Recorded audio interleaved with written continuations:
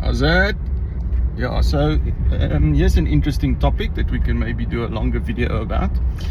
Let's call it business tactics.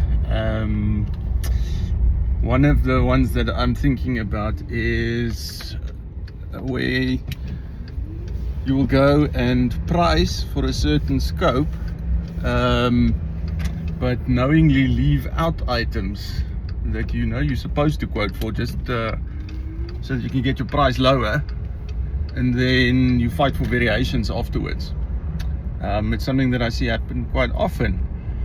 Obviously you don't necessarily get repeat business like that, but I mean you can go and be the first, do your first order at a bunch of different guys.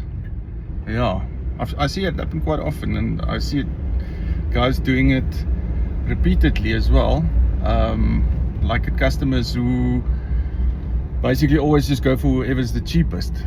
So I don't know how you run a business like that. I don't know how that's sustainable, because you undercutting it all the time, and then you have to fight all the time for variations. How does that build a relationship? How do you get it right? Somebody please enlighten me. I'm missing something.